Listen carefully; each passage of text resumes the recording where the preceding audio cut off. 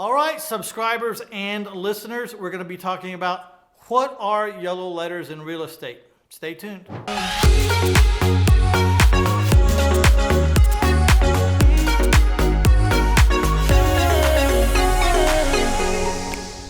We're going to talk about yellow letters and why yellow letters over postcards. We're going to talk about what kind of fonts or ink colors to use. We'll also be talking about how technology can help you. And then at the very end, I'm going to give you an idea that hardly anybody ever uses, and everybody ought to use it. So why do I prefer yellow letters over postcards, at least in most instances? First of all, a yellow letter feels personal. Postcard, definitely not personal. Yellow letter, handwritten font, blue, it really feels good. Plus, it's in a regular envelope with a regular stamp. And I like to do a stamp that's different from traditional stamps. You know, we always use the American flag stamp. I'd rather get one that has pictures of poodles or something that's just different, off. Doesn't scream business, it screams personal. By using this personal approach, you can choose whether you want to look big or you want to look small. You can choose if you're going to be aggressive or you want to seem humble. And it's all going to be done in just a handwritten font.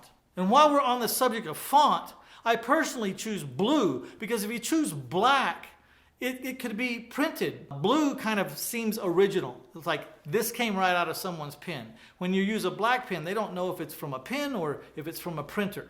So what do I mean by big or small? You know, you can come across as a conglomerate. My business has been in effect for over 25 years. I've borrowed millions and millions of dollars. I've bought millions upon millions of dollars of houses, and I've done all this stuff, and I can build up the accolades, you know, real big and look like a big solid company that has a great reputation, that's long-standing, and that they should trust us because we can fund the deal. When we say we're going to buy your house, we can say it. On the other hand, you may want to look meek, humble, and small. And you would send out a letter saying, "Hi, I was going through the neighborhood the other day and I have some money in my retirement plan and I'm just trying to find a rent house I can buy in this neighborhood because I like this neighborhood. And I was wondering if you would be interested in opening a discussion about the house that I saw on 123 Main Street because I got on my laptop computer and I saw that you were the owner of record. Here's my phone number if you want to call me." So there's these two different approaches.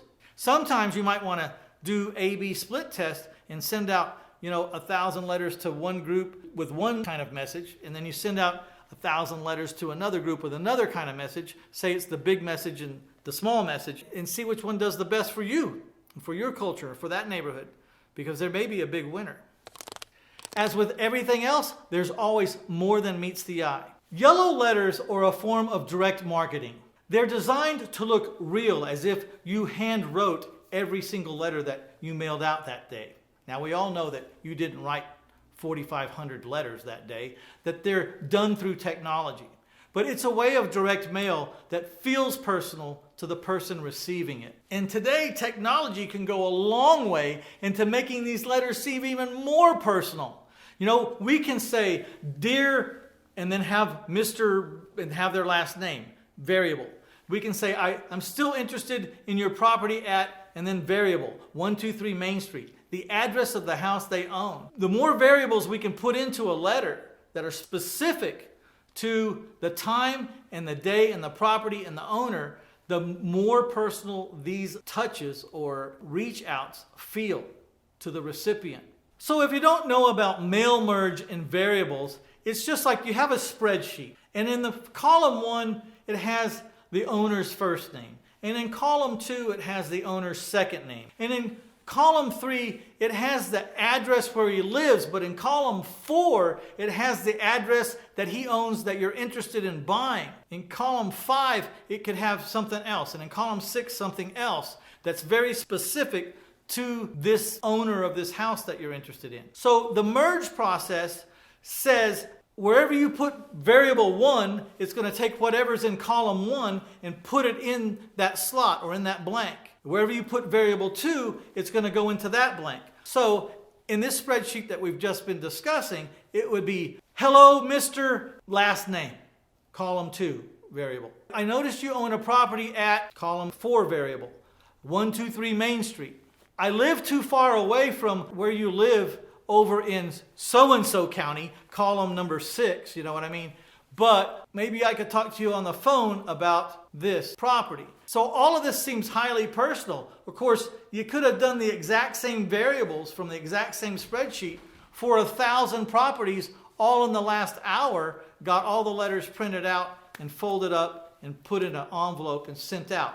But these letters seem highly personal because you've thought really hard about these specifics and how you're going to word your letter. So if you have any questions about yellow letters or postcards, and if you've ever received one and have some comments about them, just tell us about it in the comments or ask us about whatever your question is in the comments.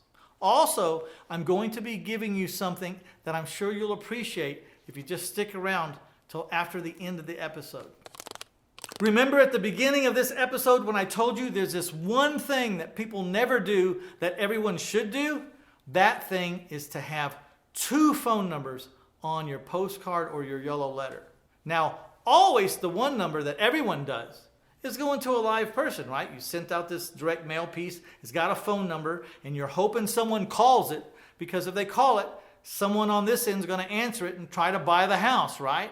Well, what they're leaving out, the second phone number. Second phone number that says free recorded message. Or if you're interested in a recorded message that I made just for you in this property, please call this number. It's a second number. This second number is non-confrontational. They know when they call a free recording, they're not going to be having to square up with you or me or any other salesman. They're just going to get a recording. The other reason why you want to put this free recording phone number on your postcard is people will call free recordings when they will not call a live person. Let's say it's 12:30 at night. A guy gets done bowling. He's had half a case of beer and smoked 2 packs of cigarettes, and he's sitting down at a table and he's smoking that last cigarette and he's looking at his mail, and there's your postcard. It's 12:30 at night on Saturday, okay? You think he's going to call that company if he thinks a live person's going to answer or expects a live person to be at the other end? Because he knows even if someone's at the other end of this phone, they're going to be mad if he calls them at 12:30, and chances are no one's going to be there to answer if it's a company at 12:30. But there's this recorded message. He may call that recorded message and listen to it.